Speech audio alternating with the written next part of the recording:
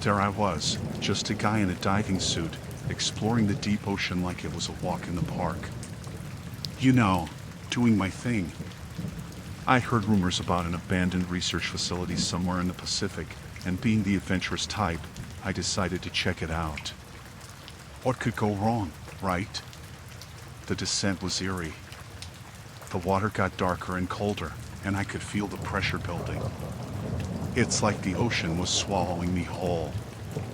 Then, out of the abyss, I see the outline of a structure. The abandoned facility. It looked like something out of a sci-fi movie, all rusty and forgotten. I get closer, and the entrance is wide open, like an invitation. I figured, why not see what secrets this underwater tomb holds? So, I swim in, and it's all shadows and silence. The only sound is my own breathing through the regulator. Flashlight in hand, I start exploring. The place is a mess, equipment scattered, papers floating around. It's like everyone just up and left in a hurry. Then, I find these rooms. Rooms with glass walls. Each one holds a different underwater scene, like a twisted aquarium. And there, in the middle, are these tanks. Big, ominous tanks with something inside. I get closer, and that's when I see them, people, or what's left of them. Faces contorted in pain, bodies suspended in a liquid that's not quite water. My heart starts racing. Who the hell were these poor souls? As I move through the facility, it becomes clear this wasn't some legit research. No, these scientists were playing God. Experimenting on humans in the deep sea. Unethical doesn't even cover it. I start feeling this weight on my chest, not just from the water pressure, but from the horror of what I'm witnessing. Then, I stumble upon this control room, and the screens flicker to life. Surveillance footage shows the experiments, the agony of those people in the tanks. The scientists had a god complex, thinking they could manipulate life itself. My mind's racing, and I realize that if I stay here too long, I might end up as one of those poor souls in the tanks. That's when I hear it, distant footsteps echoing through the facility. Panic sets in. I'm not alone. Someone else is here. I hide in the shadows, praying they don't see me. But they're getting closer, their voices carrying through the water. They're talking about continuing the experiments, not realizing the facility was about to implode on itself. I realize I need to get out, and fast. As I make my way to the exit, I can hear alarms blaring. The pressure's building, and the facility's structural integrity is shot. Every step feels like a race against time. I can't shake the feeling that if I'm not quick enough, I'll be trapped in this underwater nightmare forever. Finally, I burst out into the open ocean. The pressure eases, and I swim like my life depends on it, because it does. Behind me, the abandoned facility collapses in on itself, a dark secret lost to the depths. I surface, gasping for air, the taste of salt on my lips. I look back at the ocean, and it's calm, like nothing happened. But in my mind, I can still hear the distant echoes of those tortured souls and the cold calculations of those mad scientists. I swim back up, away from the abyss, wondering how the hell I'm going to explain this to anyone. Who would believe a guy who just wanted to explore the deep sea, stumbled upon an underwater horror show, and narrowly escaped becoming part of the nightmare?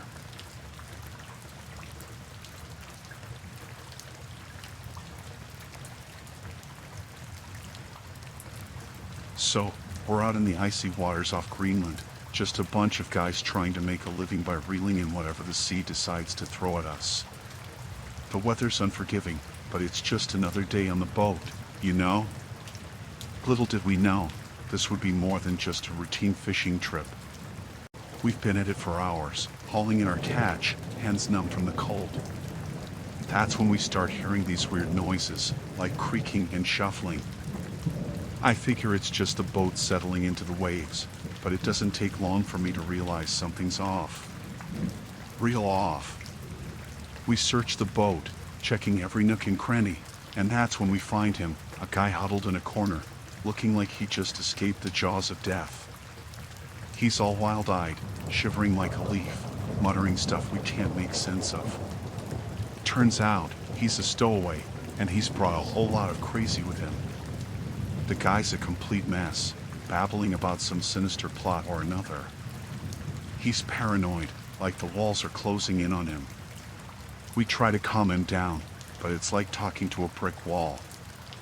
He's convinced we're all part of some grand conspiracy against him. Night falls, and that's when things take a turn for the worse. We're out in the freezing darkness, surrounded by nothing but the howling wind and the unforgiving sea. The stowaway starts acting even more erratic, and I can feel the tension on the boat thickening. It's like we're caught in a storm, but the storm is within our own walls. Suddenly, the guy snaps.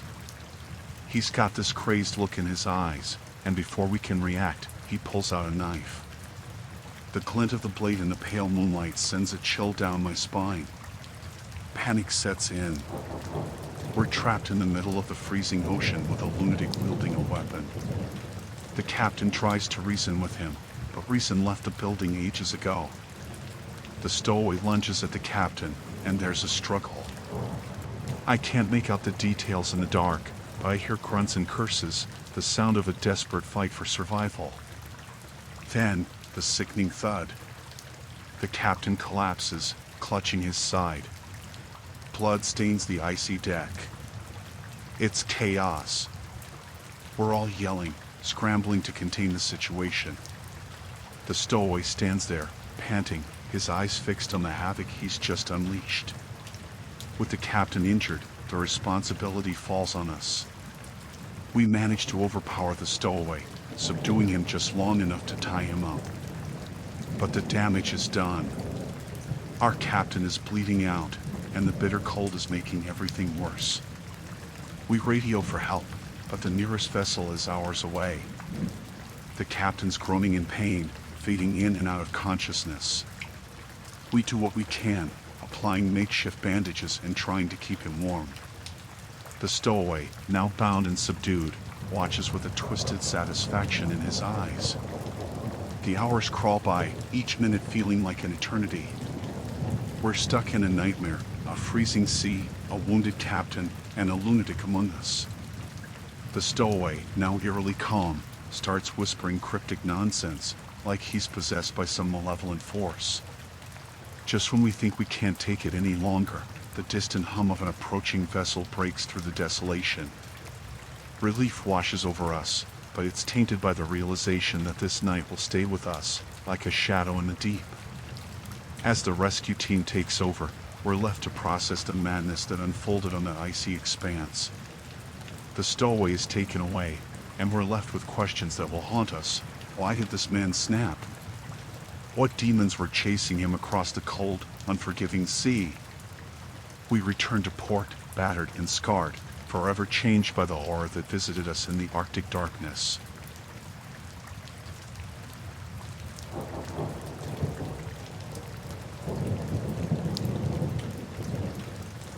We were living the high life on the French Riviera. A yacht, champagne flowing, and guests dressed to the nines. It was supposed to be a night of opulence and indulgence, a celebration of our wealth and success. Little did we know, the glittering surface hid a darkness that would shatter the illusion of our perfect world. Our guest list was a who's who of the elite. CEOs, celebrities, and influencers mingling on the deck. The Mediterranean stretched out around us, calm and inviting. The night began with laughter, clinking glasses, and the gentle hum of the engines. It was the epitome of extravagance. Amid the glitz, I noticed a guest, a man I didn't recognize. He seemed out of place, not part of our elite circle. I assumed he was an acquaintance of someone, a plus one who slipped through the cracks. Little did I know, he wasn't there for the festivities, he was there for something far more sinister. As the night wore on, I noticed the stranger observing us from the shadows. He didn't participate in the festivities. Instead, he lingered in the background, a silent spectator. Unease crept in, like a subtle chill on a warm night. I dismissed it, attributing it to the excess of champagne. As the moon hung high in the sky, the atmosphere changed. Laughter became strained, smiles forced.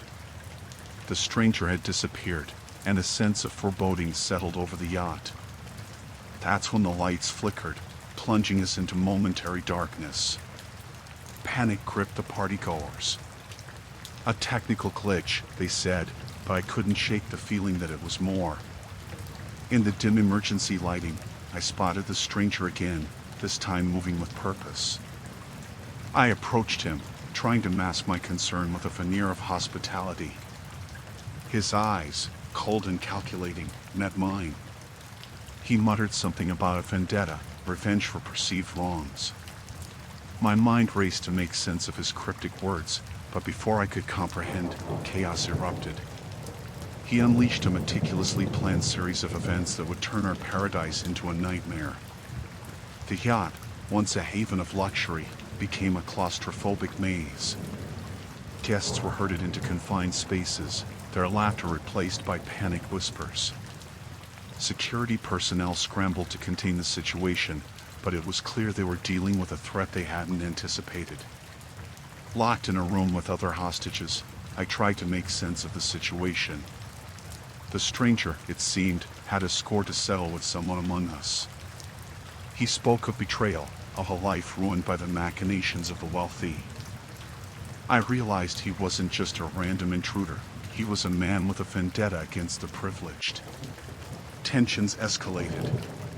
The stranger demanded justice, or what he perceived as justice, for the sins of the elite. The yacht, once a symbol of excess, became a prison. Panic reverberated through the confined space as the stranger played his twisted game, orchestrating a chilling drama of revenge. One by one, he singled out individuals, accusing them of crimes against humanity, as if our wealth and status made us all complicit. Fear and paranoia spread like wildfire among the hostages. We were trapped with a man hell-bent on retribution, and there was no negotiating with the abyss of his anger. Hours crawled by like a nightmare, refusing to end. The stranger's demands grew more erratic, and his threats more explicit. It became clear that this wasn't just about settling a personal score. It was a commentary on societal injustices, a manifestation of the rage simmering beneath the surface of the privileged world. In the early hours of the morning, a sense of hopelessness settled over the hostages. The yacht, once a vessel of dreams, now felt like a sinking ship of despair. The stranger, fueled by his twisted sense of justice, seemed unstoppable. We were at the mercy of a man driven to the brink, a man determined to make us pay for sins real or imagined. Suddenly, the distant hum of approaching sirens broke through the despair. The French authorities had caught wind of our ordeal. Flashlights pierced the darkness as they stormed the yacht. The stranger, realizing his time was up, attempted a final stand, but the authorities were prepared. The yacht, once a symbol of wealth and indulgence, became a crime scene. The guests, now survivors, stumbled onto the docks, disheveled and traumatized. The stranger, apprehended, was led away in handcuffs.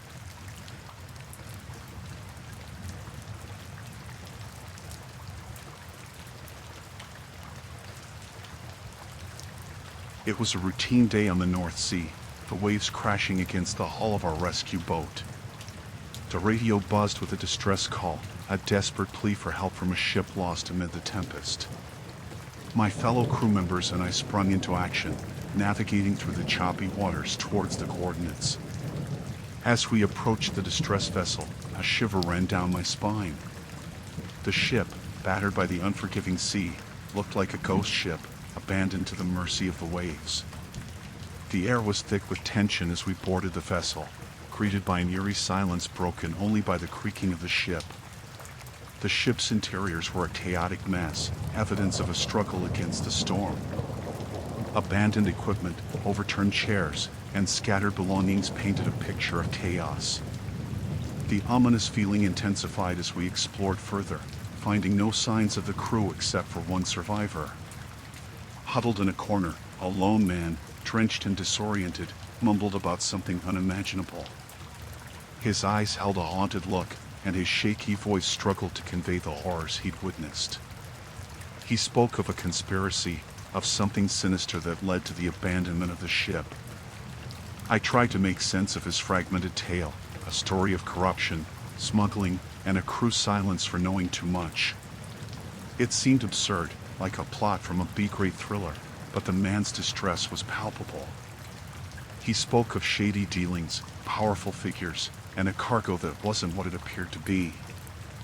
My instincts told me there was more to this than met the eye, that I had stumbled upon a dangerous truth. The survivor begged for protection, claiming those responsible for the ship's fate would come after him. I radioed for backup, aware that our mission had transformed into something far more treacherous. As we waited for reinforcements, a sense of dread settled over the abandoned vessel. The man's paranoid glances made me uneasy, and I couldn't shake the feeling that our presence had attracted unwanted attention. Shadows seemed to dance in the corners, and every creak of the ship echoed with menace. Suddenly, a distant hum cut through the ominous silence. The sound of approaching engines sent a chill down my spine. The survivor's eyes widened in terror as he muttered, "They found us." Panic set in, and the once deserted ship felt like a trap closing in on us. We prepared for the worst as an unmarked vessel emerged from the mist. Masked figures clad in black descended onto the abandoned ship. Armed and determined, they moved with the precision of a well-trained force. The survivors' fears had materialized. Those responsible for the ship's fate had arrived. A standoff ensued, a clash between the unknown assailants and our rescue team. The once tranquil sea became a battleground, the waves witnessing a struggle for the truth. The survivor, caught in the crossfire, clung to the shadows, a pawn in a dangerous game. Amidst the chaos, I glimpsed the face of a man, a high-ranking official implicated in the survivor's tale. His cold eyes bore into mine, a silent warning not to delve deeper into the conspiracy. It was a battle not just against the sea, but against a powerful adversary determined to protect their secrets. The confrontation escalated, shots fired, shouts echoing across the desolate vessel. The survivor, driven by fear, slipped away, disappearing into the labyrinthine corridors. Our rescue boat rocked with the violent clash, the sea mirroring the turbulence within. As the masked assailants retreated, their dark secrets protected, I couldn't shake the feeling that we were just pawns in a larger game.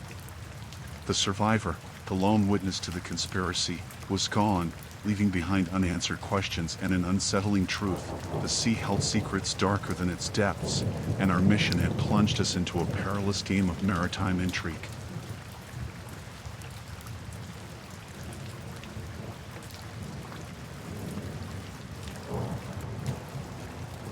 The Indian Ocean was my second home, a vast expanse that held secrets beneath its surface. As a marine biologist, my days were spent studying the vibrant ecosystems of coral reefs. Little did I know, a routine dive would thrust me into the heart of a chilling mystery. The waters were crystal clear that day, sunlight filtering through the surface, creating a mesmerizing dance of colors. I descended into the depths, the silent world of the ocean enveloping me. Schools of fish darted around, and vibrant coral formations stretched as far as the eye could see.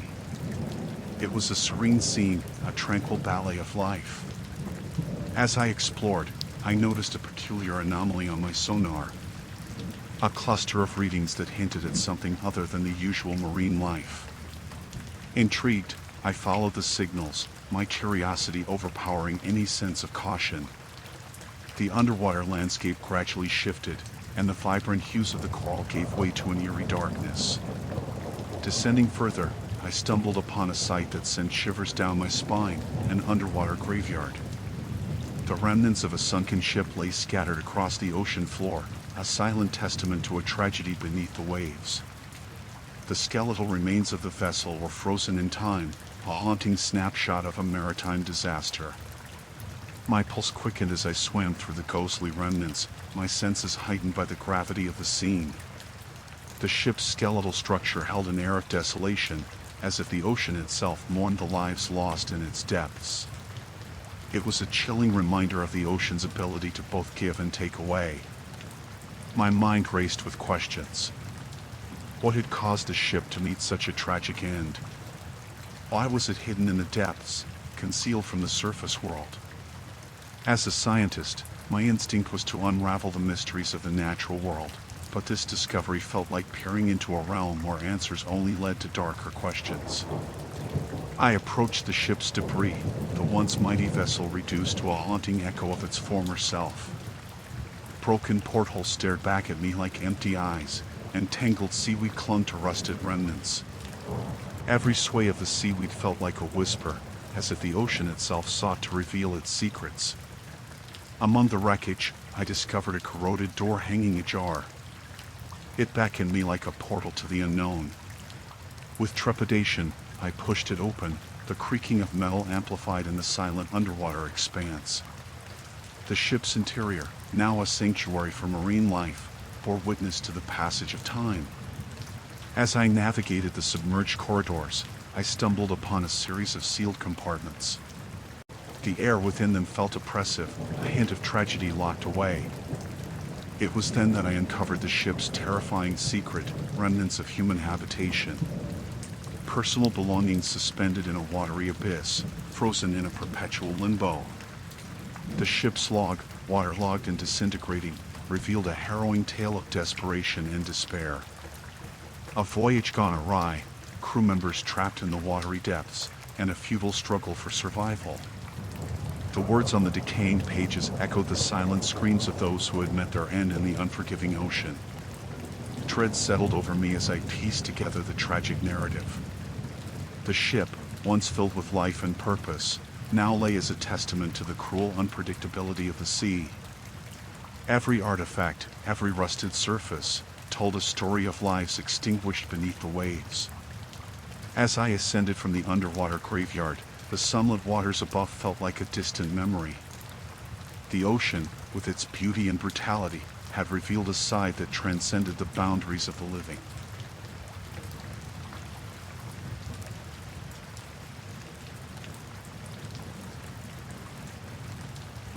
My life as a journalist had led me to some dark corners of the world, but nothing prepared me for the South China Sea. There were whispers of disappearances, crews vanishing without a trace on cargo ships that sailed through those murky waters. Determined to uncover the truth, I boarded a vessel, a decision that would thrust me into the heart of a horror I couldn't have fathomed. The cargo ship, a rusty behemoth, creaked and groaned with every roll of the waves. My investigation began innocuously, chatting with crew members about the missing personnel. They spoke in hushed tones, eyes darting nervously around as if the sea itself bore witness to their secrets. Late one night, driven by a gut feeling, I explored the dimly lit corridors below deck. The air hung heavy with a metallic tang, and the flickering fluorescent lights cast ominous shadows on the worn-out walls. My instinct screamed that there was more to this ship than met the eye. In a secluded corner, I stumbled upon a makeshift holding area. The stench of desperation hit me like a wave. The faces of those imprisoned there, haunted by fear, told a story more chilling than I could have imagined.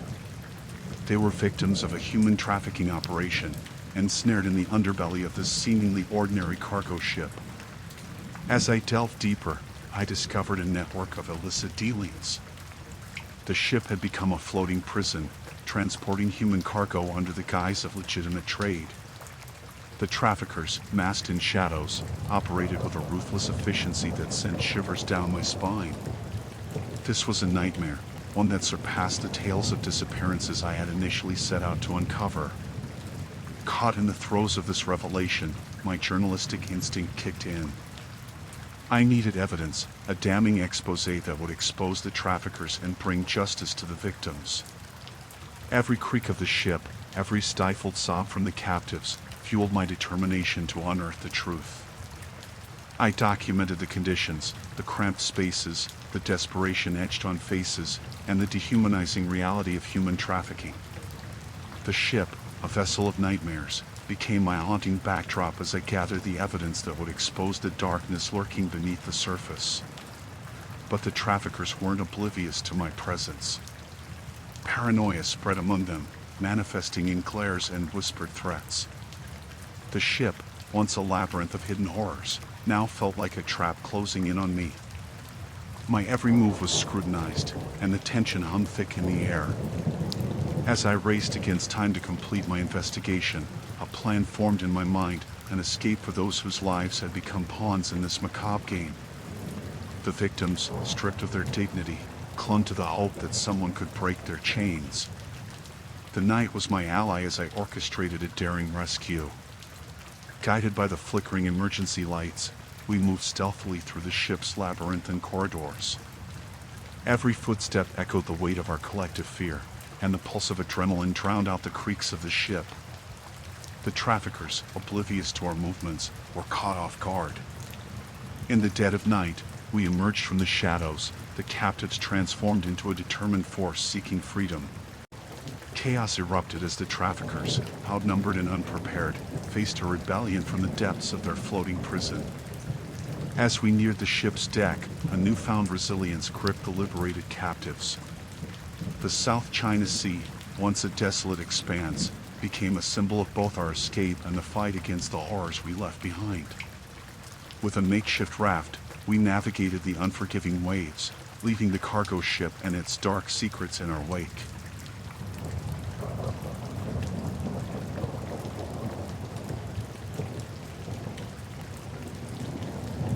Life had taken a turn for the adventurous when my buddies and I decided to embark on a sailing expedition.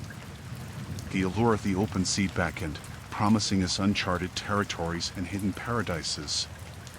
Little did we know that our thirst for adventure would lead us to a nightmare beyond our wildest imagination.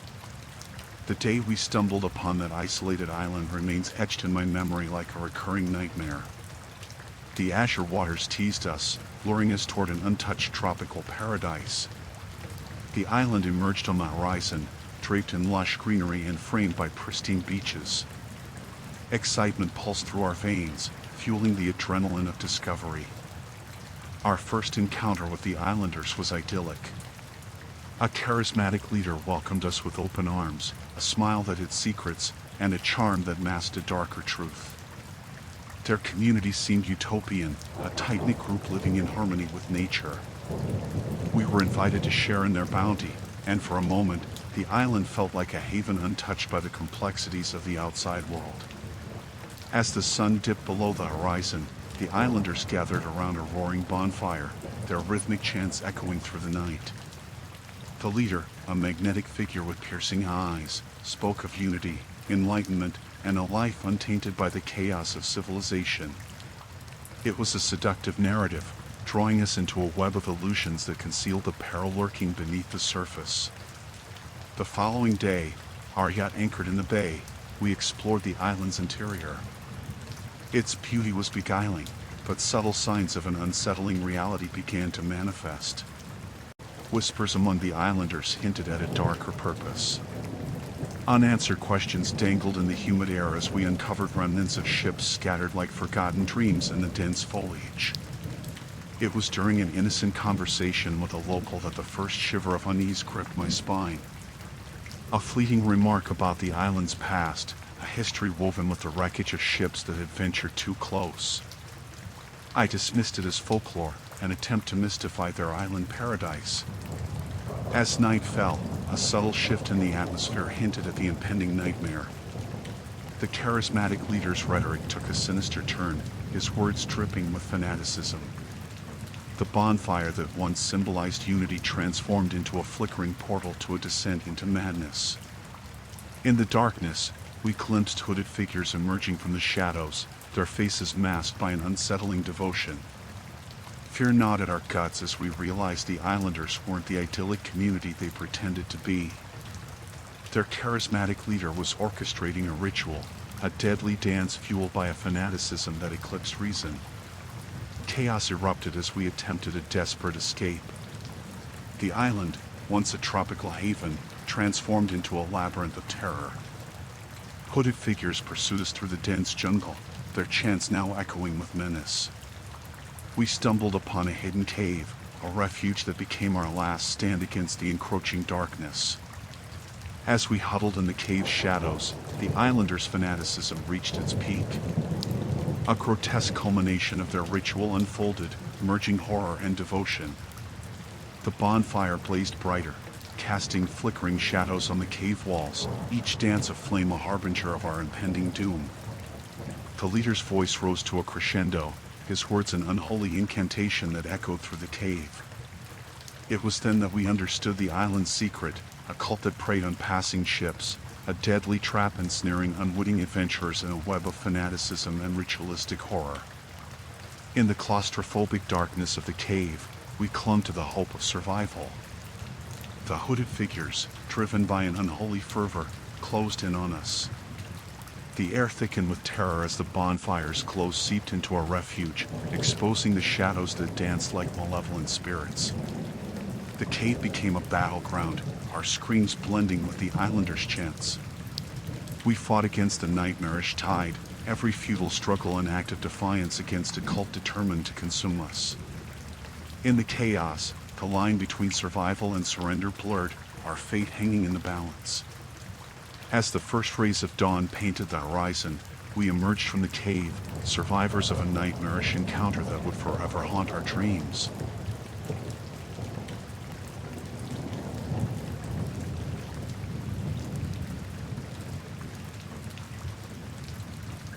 Life on a luxury cruise seems like a dream job for a chef, right? The vast expanse of the ocean, the opulent dining halls, and the promise of culinary excellence. Little did I know, this culinary journey would take an unexpected turn into the depths of a gastronomic nightmare. Everything started off just as expected, the gleaming kitchen, the rhythmic clatter of pots and pans, and the aroma of exquisite dishes wafting through the air. As the ship set sail, I felt like the maestro orchestrating a symphony of flavors that would define this extravagant voyage. Little did I know that my culinary skills would soon be put to the test in the most horrifying way. It began subtly, almost imperceptibly. A few passengers complained of upset stomachs, attributing it to the rocking of the ship or the unfamiliarity of gourmet cuisine. At first, I dismissed it as a routine occurrence, the kind every cruise ship encounters. But the complaints multiplied like an insidious infection, spreading through the ship like a silent plague. The ship's infirmary became a revolving door of pale-faced passengers, each one succumbing to a mysterious ailment that defied diagnosis. My kitchen, once a haven of culinary delights, transformed into a breeding ground for suspicion and fear. The taste of success turned bitter as I grappled with the reality that my creations were causing harm rather than delight. As the ship's chef, I couldn't escape the escalating panic. Whispers of foul play echoed through the galley, and accusatory glances followed my every move. The passengers, once gourmands reveling in a culinary journey, now eyed each meal with trepidation. The allure of the dining hall waned, replaced by the haunting specter of an unseen adversary. Behind the scenes, I worked tirelessly to scrutinize every ingredient, every process, searching for the elusive source of the culinary malady. The ship's staff, my culinary accomplices, became accomplices in this macabre investigation, unraveling a web of potential suspects. Was it a disgruntled crew member seeking revenge? A passenger with a sinister motive? The answers remained elusive, hidden within the labyrinth of the ship's luxurious corridors. As the poisonings escalated, the once jovial atmosphere on the cruise ship metamorphosed into a tense and paranoid environment. The laughter that once echoed through the dining halls was replaced by hushed conversations and furtive glances. I found myself at the center of this culinary storm, burdened with the responsibility of unmasking the saboteur within our midst. Sleepless nights blurred into endless days as I meticulously reviewed security footage, cross-referenced passenger lists, and analyzed the ship's supply chain. The answer lay somewhere within the labyrinth of the ship, a clandestine threat masked by the veneer of sophistication. It became a race against time as the poisonings continued, each meal a potential weapon wielded by an invisible adversary. The breaking point came when a passenger, overcome by the mysterious ailment, collapsed during a lavish dinner. The ship's medical team, overwhelmed by the sudden surge of patients, struggled to cope. The once majestic cruise ship resembled a floating hospital ship, its halls echoing with the moans of the afflicted. With the ship's reputation hanging by a thread, I intensified my efforts to unmask the saboteur. Suspicion cast its shadow on everyone, and the once cohesive crew fractured into a collective of wary individuals. The galley, once a realm of creativity, became a battleground where culinary expertise clashed with an unseen enemy. Finally, a breakthrough. A review of security footage revealed a shadowy figure lingering near the food supply storage. The pieces began to align as I recognized the crew member responsible for managing the provisions. A sense of betrayal cut through me as I confronted this perpetrator, a colleague I once trusted. The motive? It remained shrouded in personal vendettas and hidden resentments. The desire for revenge had manifested in a campaign of culinary terror, tarnishing the ship's reputation and endangering the lives of its passengers. The unmasking of the saboteur brought a temporary reprieve. The affected passengers received medical attention, and the ship resumed its course. However, the scars of this ordeal lingered. The once celebrated chef now bore the weight of a culinary catastrophe that had unfolded under their watch.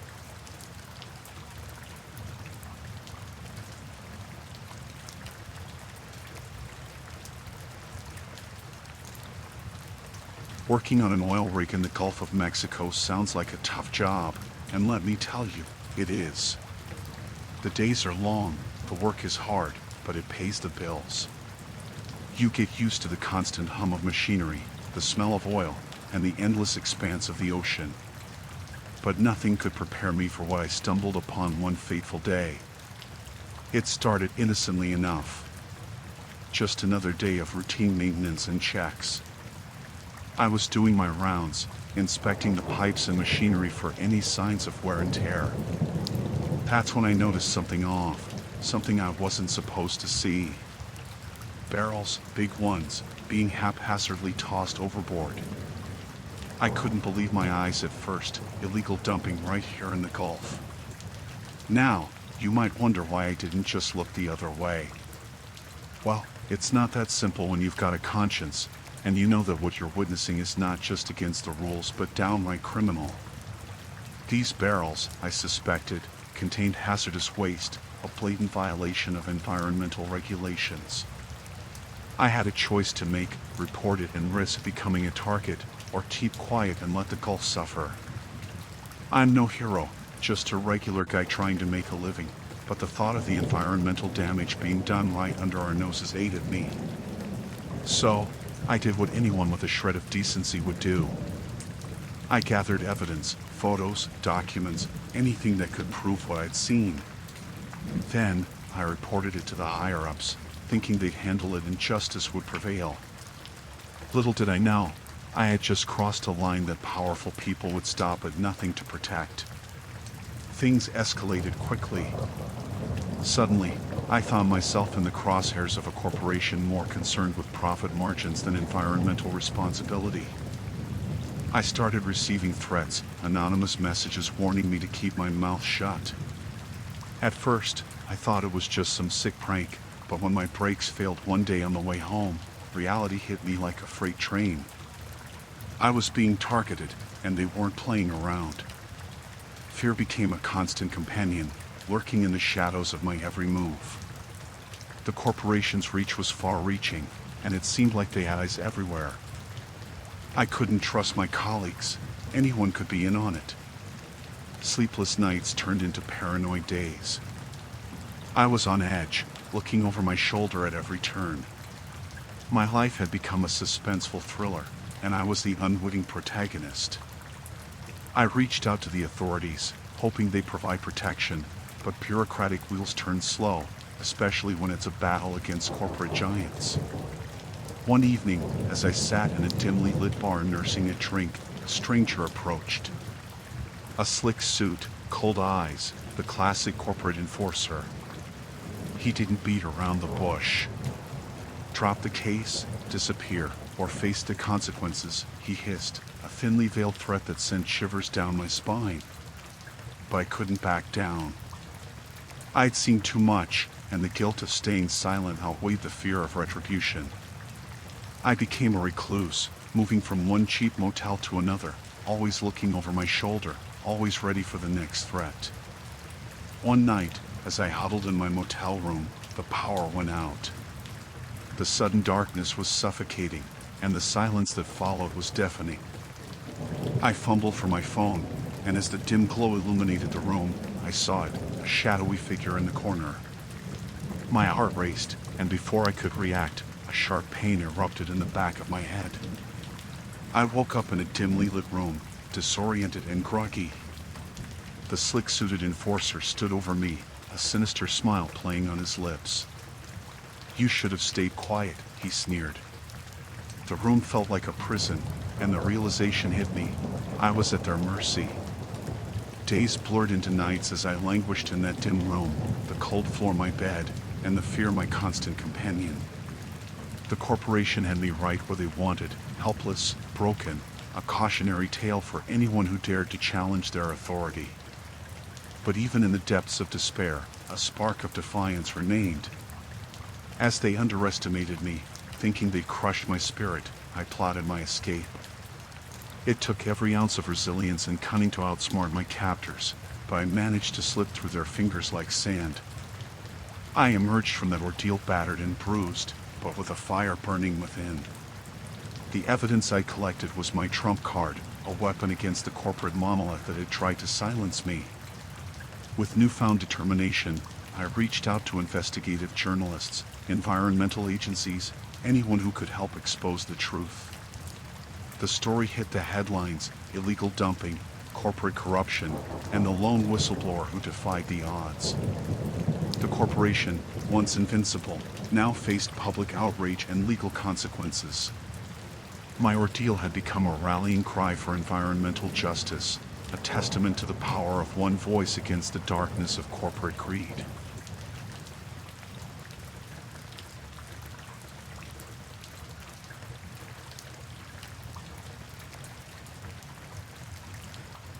Working for the Coast Guard had its moments, but nothing prepared me for the night I got that distress call in the Bering Sea. The voice on the radio sounded frantic, something about a stranded ship and a traumatized crew. We kicked into high gear, battling the turbulent waters as we rushed to the coordinates they provided. As our vessel approached the stranded ship, it emerged from the mist like a ghostly apparition. The crew was huddled on the deck, shivering and terrified. We threw them lifelines and started the rescue operation. They were in bad shape, pale faces etched with fear. It was clear this was no ordinary distress call. Once safely aboard, we gathered the crew in our small cabin to get the story.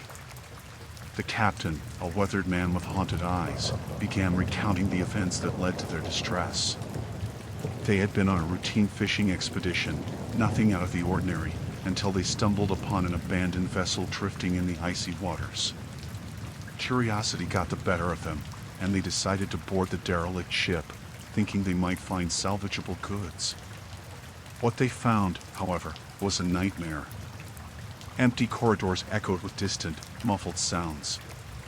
Signs of struggle were everywhere: overturned furniture, blood stains, and a sense of malevolence that hung in the stale air. As they delved deeper into the ship's belly, they discovered a makeshift brig. Caged inside were emaciated figures, wild-eyed and desperate. These were the crew members of the abandoned vessel, reduced to near madness by weeks of isolation and fear. The captain shuddered as he described the horrors those poor souls had endured. Tales of a phantom crew haunting the ship, whispers in the dark, and shadows that seemed to move on their own. They were convinced the ship was cursed, that malevolent forces lingered in the frozen corridors. We exchanged uneasy glances, skepticism warring with the desperation in the crew's eyes. Still, we had a job to do, and that was to bring them back to safety. As we navigated the icy expanse, a creeping unease settled over our vessel. The wind howled like a chorus of tormented souls, and the creaking of our hull seemed to echo the haunted tales we'd just heard. Then it happened. A distant shape emerged from the mist, a vessel eerily similar to the one the stranded crew had described. Panic gripped us as the ghost ship approached, silent and foreboding. It was as if the Bering Sea itself held its breath, anticipating the horror about to unfold. As the ghost ship drew nearer, we saw figures on its deck, shadows of the past, spectral remnants of a crew long lost to the unforgiving sea. Fear clenched our hearts as we realized that the horrors were not confined to the abandoned ship. They had followed us, a maritime madness infecting the very waters we sailed. We radioed for assistance, desperate for backup in the face of this supernatural onslaught. The ghost ship circled us, its phantom crew staring with hollow eyes. Whispers of forgotten tales echoed in the wind, tales of maritime madness that transcended the boundaries of the physical and the ethereal. As the Coast Guard cutter neared, the ghost ship melted back into the mist, leaving us with an indelible sense of dread. The stranded crew, now safe aboard our vessel, huddled together, haunted by the maritime madness that had clung to them like the chill of the Bering Sea. In the aftermath, the official report spoke of a derelict vessel adrift in the icy waters, its crew lost to the harsh elements. The supernatural aspects were conveniently omitted, buried in the depths of classified records, the maritime madness consigned to the shadows of nautical lore.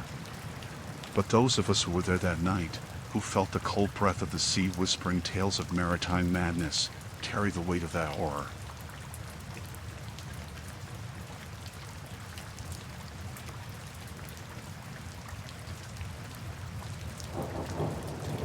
Our honeymoon started as a dream, a private yacht sailing the azure waters of the Bahamas. Sunsets painted the sky in hues of pink and orange, and the gentle lull of the waves serenaded us into blissful evenings. But paradise has its secrets, and ours was about to unravel. The crew, a seemingly friendly bunch, guided us through the pristine waters, sharing tales of the sea and pointing out hidden gems in the archipelago. Yet, as the days passed, a subtle unease crept into the edges of our paradise. Late one night, I overheard hushed voices on the deck. Curiosity got the better of me, and I ventured out to find the crew gathered in an intense discussion. Their eyes flicked to me briefly, and an awkward silence settled over the yacht. Something was amiss, but my inquiries were met with dismissive smiles and vague explanations. As the days went by, the crew's demeanor shifted.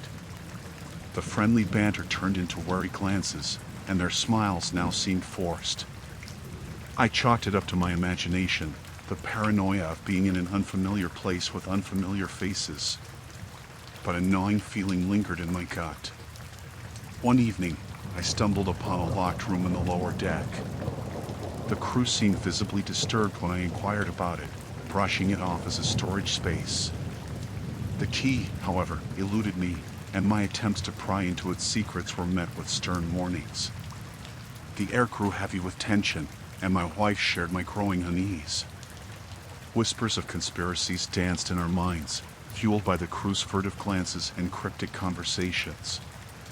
Our romantic haven was transforming into a claustrophobic trap. One night, as the moon cast a silver sheen over the ocean, I woke to a muffled conversation outside our cabin. Cautiously, I slipped out, careful not to alert the crew. They huddled near the stern, their voices hushed but urgent. My heart raced as I strained to catch fragments of their ominous dialogue. "Stick to the plan," one muttered, casting furtive glances around. "No loose ends." Dread pulled in my stomach as I stumbled back to our cabin, waking my wife with urgency in my eyes. We had to escape, but the vastness of the ocean offered no refuge. Confronting the crew seemed perilous. Our survival depended on stealth. We devised a plan to slip away in the dead of night, using a lifeboat to distance ourselves from the yacht. Our hearts pounded as we executed our escape, the creaking of the lifeboat's hull a cacophony against the backdrop of the silent sea. Adrift in the darkness, we watched the yacht shrink on the horizon, a shadowy vessel with secrets we were never meant to uncover. Fear clung to us like the salt in the air. What were they planning? Were we just witnesses to something sinister, or were we the intended victims? Hours passed, the moon guiding our tiny vessel through the Bahamian waters. We dared not radio for help, unsure of who to trust. Dawn brought a sliver of relief as we spotted the lights of a distant cruise ship. With cautious hope, we paddled towards salvation, leaving the ominous yacht and its enigmatic crew behind. The cruise ship's crew welcomed us with puzzled expressions, our tale met with skepticism. As we recounted our harrowing experience, doubts lingered in their eyes. Had we escaped a genuine threat or succumbed to paranoia in the moonlit seas?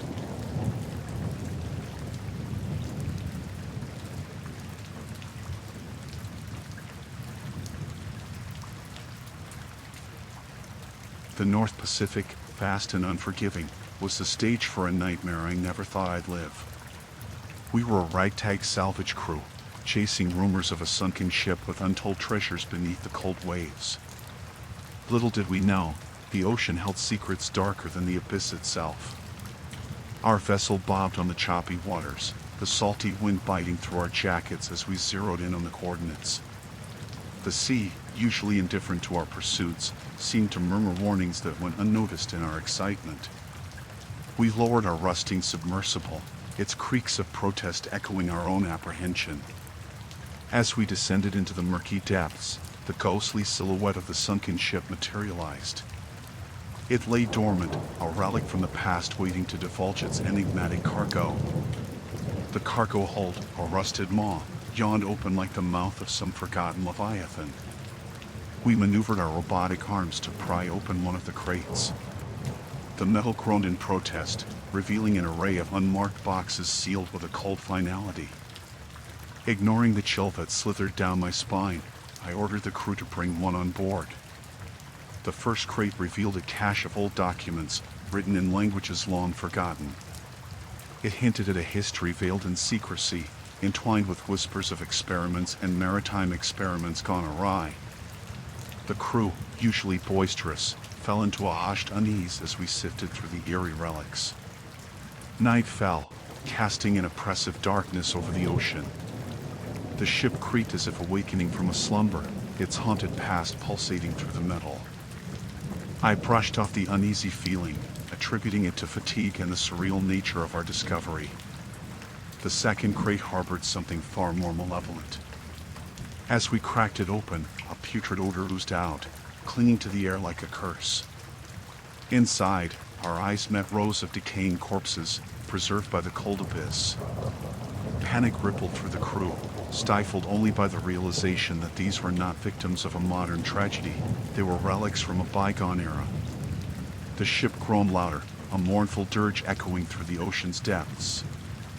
An ominous energy pulsed from the cargo hold, suffocating us with a palpable dread. We sealed the crates, haunted by the realization that meddling with the past had awakened something far beyond our understanding. As the submersible ascended, the ship below seemed to stir with a malevolent force. The cold waters outside our porthole shimmered with an otherworldly glow, and shadows danced in the corners of our vision. Fear gnawed at us, a visceral response to an ancient curse. Back on the surface, we secured the crates and set sail for the nearest port. The once excited chatter had dwindled to nervous whispers. Unbeknownst to us, the malevolence we had unearthed clung to our vessel like a vengeful spirit, determined to escape the watery abyss. Nights aboard turned restless. Crew members reported vivid nightmares of drowning in the cold embrace of the North Pacific. I dismissed their fears, attributing them to stress and the haunting memories of our grim discovery. But reality would soon unravel. As the ship cut through the waves, a tempest brewed on the horizon. Thunder rumbled, and the wind howled with an unnatural fury. The crew gathered on the deck, their eyes wide with terror as a colossal wave rose from the depths. The ocean, once our indifferent stage, unleashed a maelstrom of vengeance. The ship bucked and heaved, tossed like a plaything in the grip of an angry deity. A primal fear gripped us, the realization that we had tampered with forces beyond our control. The crates, once silent witnesses to an ancient horror, now thrummed with a spectral energy. The ship, caught in the throes of a supernatural tempest, seemed to respond to the malevolent force we had unwittingly unleashed. Desperation fueled our attempts to jettison the cursed cargo, but the storm raged on, indifferent to our pleas for mercy. In the chaos, crew members were flung overboard, swallowed by the roiling abyss. The ship groaned, battered by unseen hands, as if the ocean itself sought retribution for our intrusion into its haunted depths. As the storm abated, we were left to drift, a battered vessel haunted by the sins of curiosity. The crates, now devoid of their chilling cargo, were cast into the unforgiving sea. The ocean, once a canvas for our exploits, reclaimed its secrets with a cruel vindication.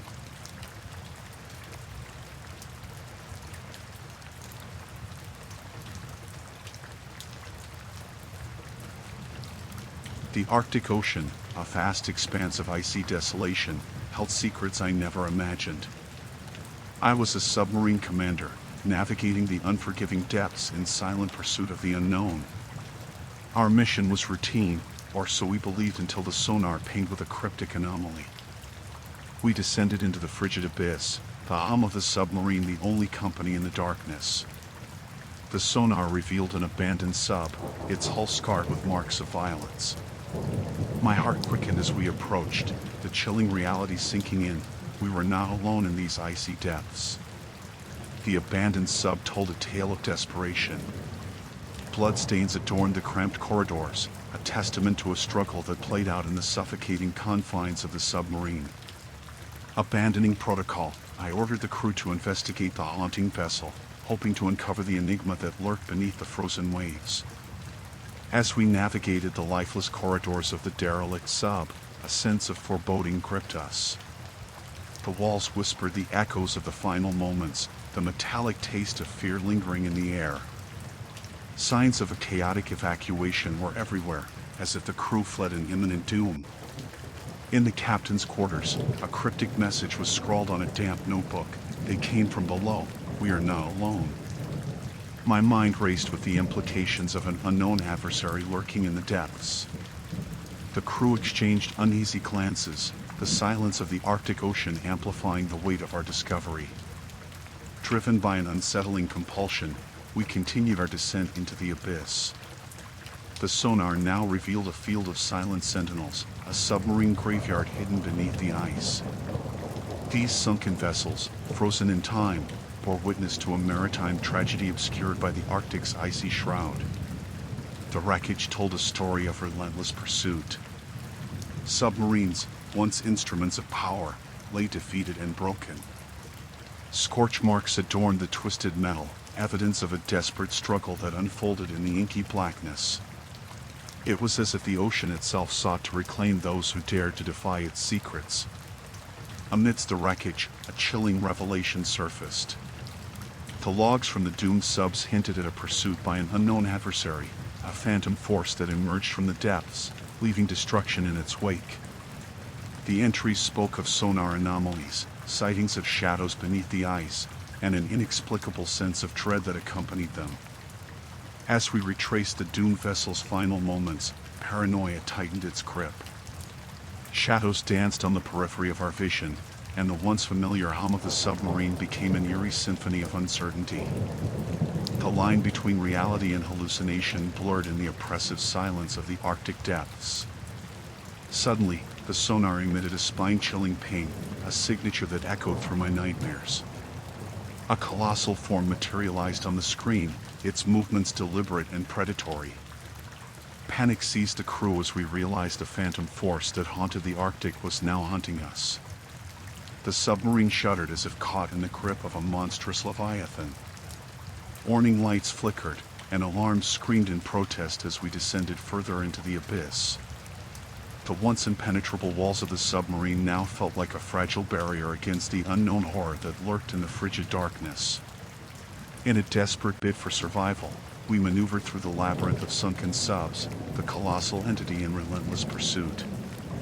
The Arctic, once a desolate expanse, now echoed with the mechanical groans of our fleeing vessel and the haunting calls of an unseen adversary.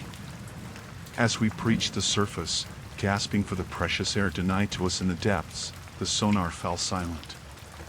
The colossal entity, its presence fading like a phantom in the night, left us with a chilling realization: the Arctic Ocean held secrets that defied human comprehension. Haunted by the memories of that harrowing encounter, I surface from the depths of the Arctic, a reluctant witness to the enigma that lurks beneath the ice.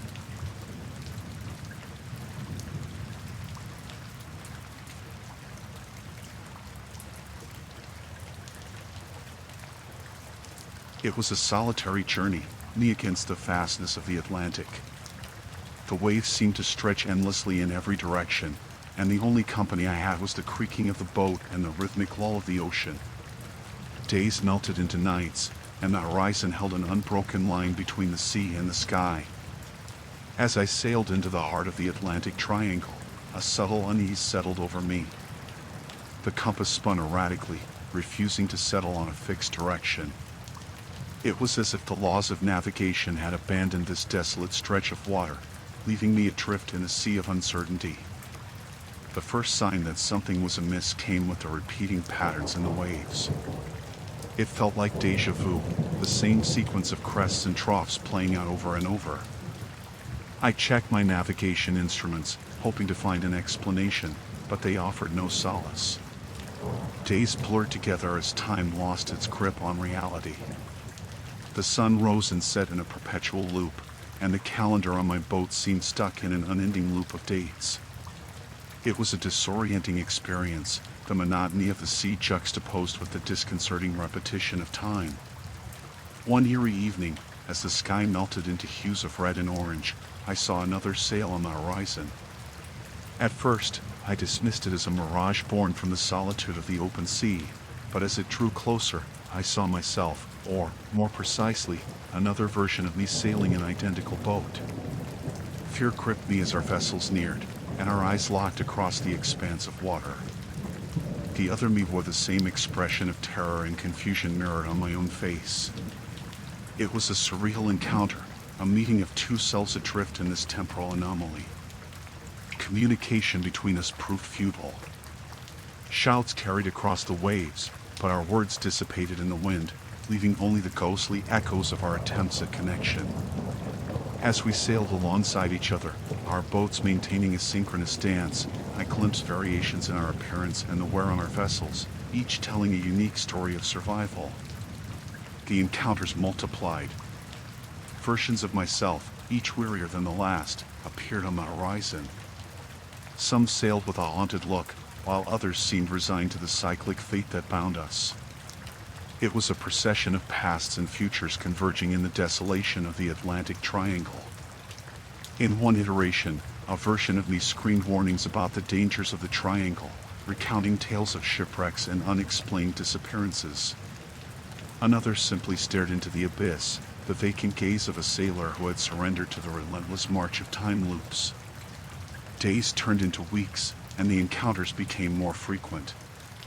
It was as if the Atlantic had become a tapestry of alternate realities, each thread woven with the echoes of my own existence. Desperation set in as I grappled with the unsettling notion that this sea held an infinite number of versions of myself, all sailing towards an uncertain destiny. The iterations of myself mirrored the stages of my own descent into madness.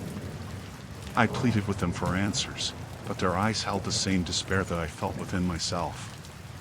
It was a parade of selves, a reflection of the psychological toll exacted by the ceaseless repetition of time. As the boats sailed in unison, the once identical vessels began to diverge. Some were battered and barely afloat, while others gleamed with the polish of newfound hope. It was a kaleidoscope of possibilities, a mosaic of choices that shaped the course of each journey across this enigmatic stretch of ocean. In a desperate bid for escape, I altered my course, hoping to break free from the gravitational pull of this temporal anomaly. The horizon shifted, and the encounters with alternate selves diminished. A fragile hope kindled within me, But the fear lingered. What if, in altering my path, I had merely embraced a new iteration of despair? Time became a nebulous concept, an abstract notion that eluded my understanding.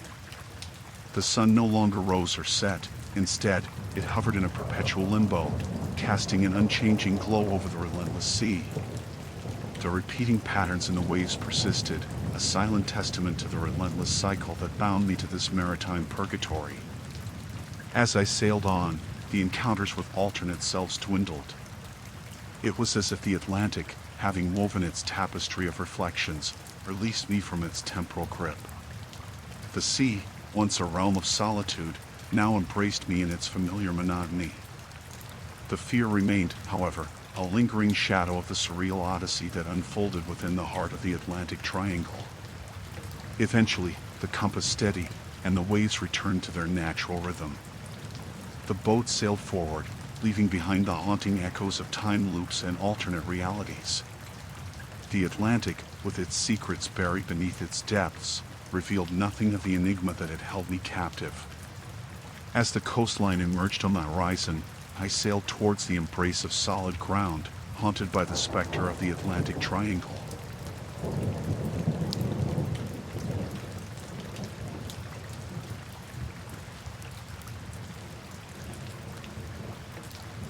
We were just a bunch of friends looking for adventure, sun, and sea.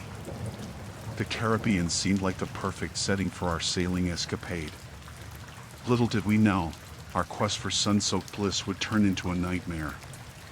The boat, rented in Seaworthy, was our floating haven. We laughed, basked in the sun, and reveled in the freedom of the open sea.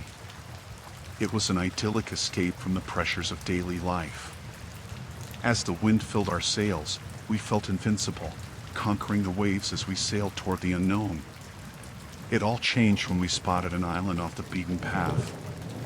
A chance for exploration, we thought. We anchored near its shores, expecting to find nothing more than pristine beaches and perhaps a hidden cove. Instead, we stumbled upon a clandestine operation that would shatter our carefree existence. A narrow path led us inland, curiosity propelling us forward.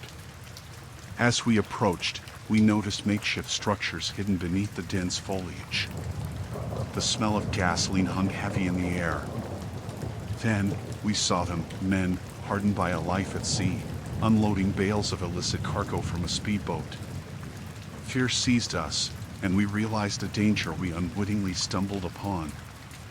We weren't alone.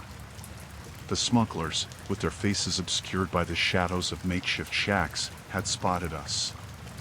Panic set in as we scrambled to return to our boat. The pursuit began. Our boat, once a symbol of freedom, now felt like a trap closing in around us. The smugglers, fueled by desperation and the threat of exposure, took to the water in pursuit. The open sea, once our ally, became a treacherous battleground. The boat roared to life as we pushed the throttle to its limit, the engine groaning in protest. The smugglers, armed and relentless, chased us through the labyrinthine channels of the Caribbean. We zigzagged, hoping to lose them in the maze of islands, but they matched our every move. As the pursuit intensified, a sinking realization hit us: we were outmatched. The smugglers, driven by the fear of being caught, closed the gap between us. Shots rang out, the sound echoing over the water. Panic turned to terror as we felt the real, immediate threat of the situation. The boat's engine coughed, a cruel reminder of our vulnerability. We were cornered, our pursuers closing in. With no other option, we steered toward a narrow passage, hoping against hope that we could navigate the perilous waters and escape our relentless pursuers. The smugglers, determined and ruthless, followed us into the treacherous channel. The waves grew tumultuous as the boat rattled under the strain. Rocks jutted from the water like menacing teeth, threatening to tear into our vessel. It was a high-stakes gamble, and the odds were not in our favor. The boat grazed against submerged rocks, sending shudders through its frame. We held our breath, praying that the vessel would endure the punishment. Miraculously, we emerged on the other side. The narrow escape brought a momentary sense of relief, but the danger persisted. The smugglers, now angrier and more desperate, continued the pursuit. It was a relentless chase through the unforgiving waters of the Caribbean. Hours turned into an eternity as we navigated the sea, our pursuers refusing to yield. Exhaustion set in, both mentally and physically. The boat, battered and bruised, strained under the pressure. Each passing moment carried the weight of impending doom. As night fell, the chase persisted. The moonlit waves bore witness to our desperate flight. We could see the lights of the pursuing boat, a menacing glow that refused to fade. The Caribbean, once a paradise, had become a watery battleground where survival hung by the thinnest of threads. Desperation fueled our actions. We changed course unpredictably, hoping to outsmart our relentless pursuers. The boat strained against the abuse, a faithful vessel pushed to its limits. Yet, with every turn, the smugglers adapted, their determination unwavering.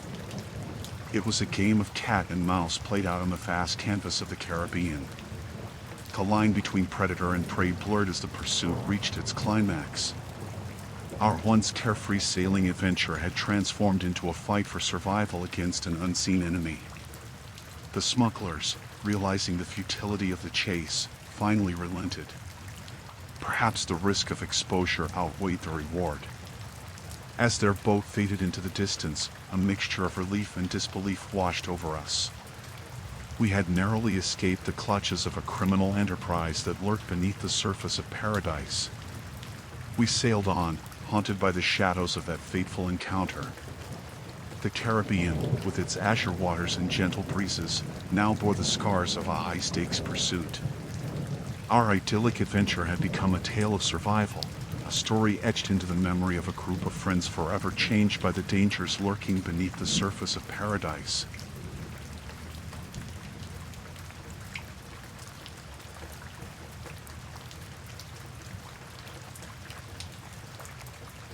The South China Sea, vast and seemingly endless, held secrets beneath its waves. My mission as a naval officer was to investigate the rampant illegal fishing that threatened marine ecosystems. Little did I know that this seemingly routine assignment would plunge me into a nightmarish conspiracy. The days at sea were routine, patrolling the waters and intercepting illegal fishing vessels. It was during one of these routine checks that I stumbled upon something beyond the scope of my mission. A clandestine network, cloaked in darkness, was orchestrating the illegal activities, profiting from the systematic depletion of marine resources. As I delved deeper into the investigation, the shadows closed in around me. The organization I had uncovered was not one to be trifled with, a faceless entity lurking in the murky waters of corruption. Unbeknownst to me, I had become a threat to their lucrative operation. The signs were subtle at first. Whispers among the crew, furtive glances from fellow officers, a palpable tension that I couldn't quite grasp. I pressed on, determined to expose the truth, oblivious to the danger that loomed like an impending storm. Late one night, as the ship sailed through the dark expanse, I found myself alone on the deck. The moon cast an eerie glow on the water, and the distant hum of the ship's engines echoed in the stillness. It was then that I felt a presence, an unsettling awareness that I was not alone. Footsteps echoed behind me, rhythmic and deliberate. I turned, expecting to find a fellow officer or perhaps the watchman on duty. To my dismay, there was no one in sight. The ship, once teeming with life, felt like a ghostly vessel adrift in the sea. Paranoia took hold as I scanned the deserted deck. The oppressive silence was shattered by the creaking of the ship, an unsettling symphony that seemed to mock my unease. I couldn't shake the feeling that eyes were watching, hidden in the shadows cast by the dim ship lights. Days blurred into nights, each watchful gaze and hushed conversation fueling my growing sense of dread. Sleep became elusive as the ship became a labyrinth of corridors echoing with whispered conspiracies. The line between reality and paranoia blurred, and I questioned my own sanity. It was during a routine inspection of the ship's communication room that I stumbled upon evidence of the organization's reach.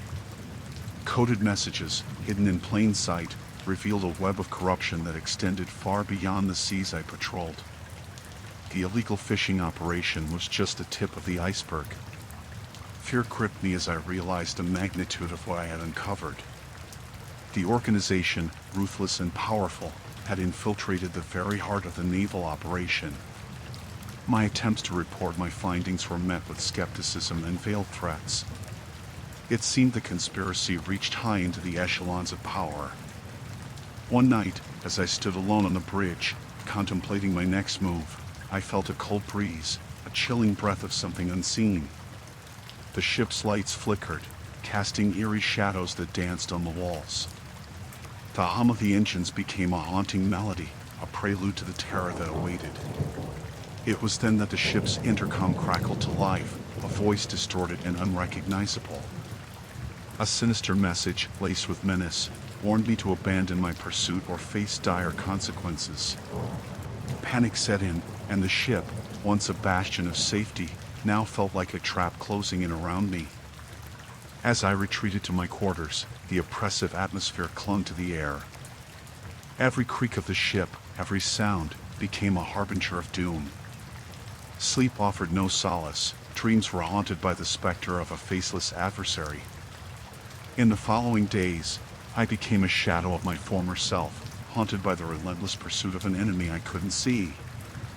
The ship's once familiar corridors became a labyrinth of paranoia, every glance and whisper fueling the growing sense of isolation. The breaking point came during a storm that lashed the ship with furious waves. As the tempest raged outside, a more insidious storm brewed within. The ship's lights flickered, plunging the corridors into darkness. Panic set in, and the walls seemed to close in around me. In the pitch-black chaos, I stumbled through the ship, disoriented and vulnerable. The relentless pursuit had become a tangible force, a malevolent presence that sought to engulf me. It was then that I felt a hand, cold and clammy, on my shoulder. A scream caught in my throat as I turned to face the unseen adversary. In the fleeting darkness, I glimpsed a figure, shrouded in shadows. The ship groaned under the onslaught of the storm, but the real threat was the faceless menace that now confronted me. The figure spoke, a voice dripping with malevolence. It was a warning, an ultimatum to abandon my investigation or face the consequences. In that moment, I realized the true extent of the organization's reach. They were everywhere, a pervasive darkness that infiltrated the very fabric of my reality. The storm outside mirrored the tempest within. The ship, battered by the unforgiving sea, became a battleground where I faced an enemy that transcended the physical realm.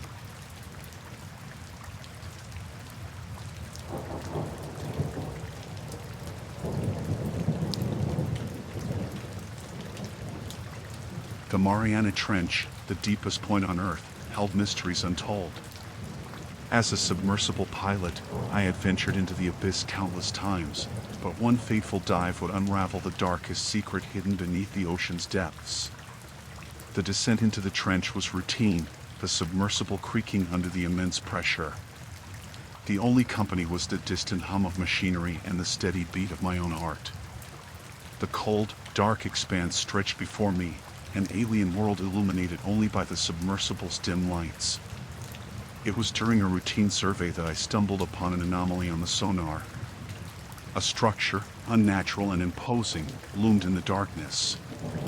Intrigued and fueled by a sense of curiosity, I navigated toward the enigma that defied the abyss's silence.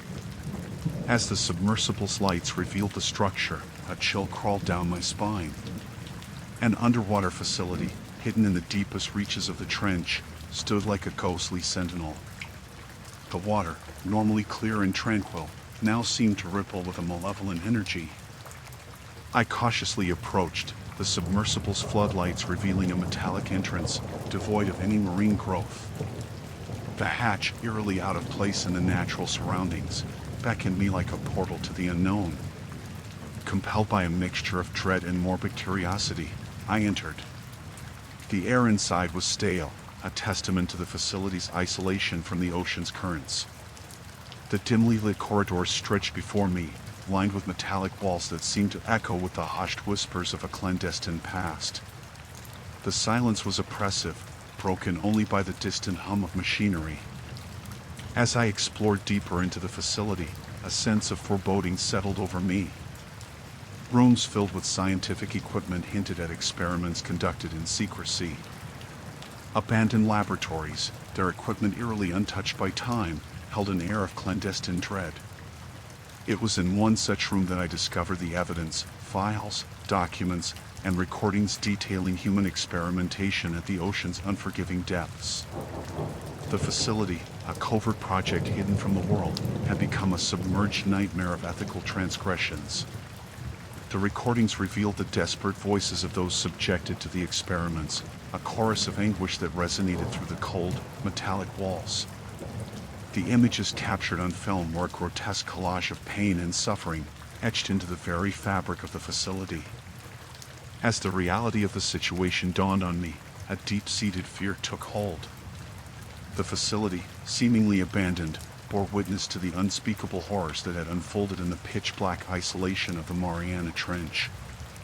I became a reluctant witness to a clandestine chapter of human cruelty. The submersible's controls felt foreign under my trembling hands as I navigated the labyrinthine corridors, desperate to escape the underwater nightmare. The facility, once a scientific endeavor, now loomed like a mausoleum of the abyss. It was then that I heard them, distant echoes of footsteps, alien in the sunless depths. Panic gripped me as I realized I was now alone. The facility, thought to be devoid of life, now seemed to awaken with an ominous presence that lurked in the shadows. As I made my way back to the submersible, the echoes grew louder. Whispers, indiscernible and ghostly, reverberated through the corridors. Paranoia took hold, and every flicker of movement in the dimly lit passages became a harbinger of impending doom. The submersible, my only lifeline, felt like a distant beacon of hope. As I entered the cramped cockpit and sealed the hatch, a sense of fleeting security washed over me. The rhythmic thud of my heart resonated with the hum of the submersible, an erratic symphony of fear. As I initiated the ascent, a primal instinct urged me to escape the abyss's clutches. The underwater facility, its secrets exposed, seemed to resist my departure. Shadows danced on the hull, and the echoes of footsteps pursued me like vengeful spirits of the deep. The ascent was agonizingly slow, the ocean's pressure releasing its grip on the submersible with reluctant reluctance. The darkness outside the porthole gave way to the faint glow of the surface, a distant promise of freedom from the aquatic nightmare. As the submersible breached the ocean's surface, a surge of relief washed over me. Gasping for air, I emerged from the cramped cockpit, shaken but alive. The underwater facility, now a distant memory, remained hidden beneath the waves, a silent testament to the horrors it concealed.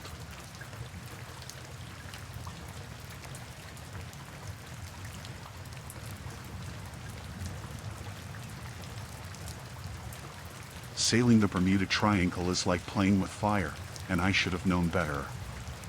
Our crew, a ragtag group of sailors seeking adventure, had heard the stories, ships disappearing without a trace, strange occurrences in the mysterious waters. But youthful arrogance often drowns out caution. The day was sweltering, the sea mirroring the cloudless sky. The ship cut through the calm waters, excitement in the air as we approached the infamous region. Laughter echoed as we exchanged tales of what awaited us in the Bermuda Triangle.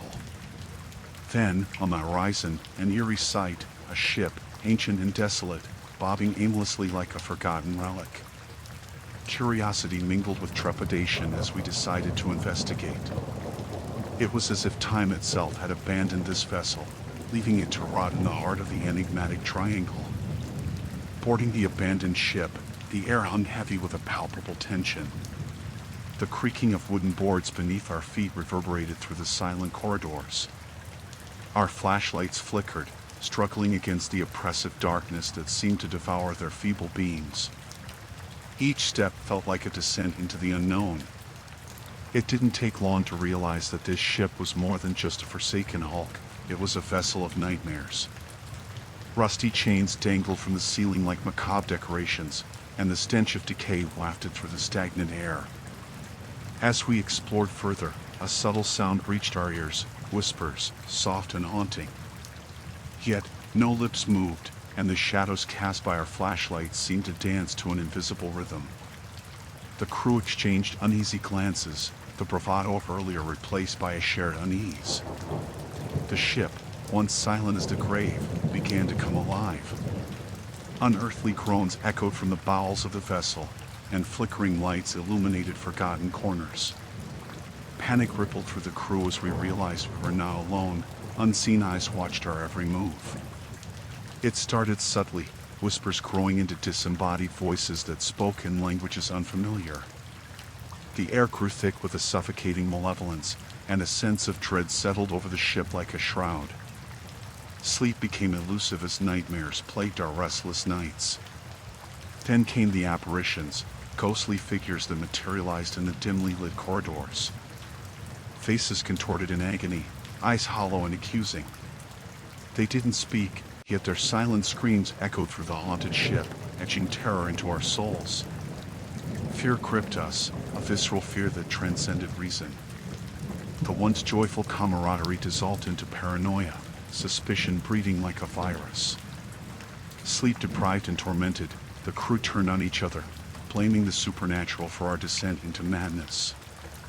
One by one, crew members vanished, disappeared into the shadows, leaving behind only echoes of their anguished cries. The Bermuda Triangle, it seemed, hungered for our souls, and the ghost ship became a vessel of relentless torment.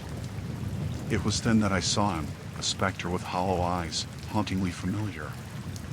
It was the image of a crew member who had vanished weeks ago, his voice now part of the cacophony that echoed through the ship. He beckoned me into the abyss, a silent plea for release. Desperation clawed at my sanity as I faced the supernatural entity. In the heart of the Bermuda Triangle, I waged a battle for my very soul.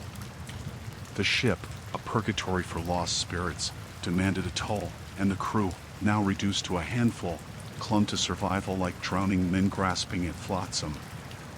As the ship continued to unravel its spectral mysteries, I grappled with the realization that escape was an illusion.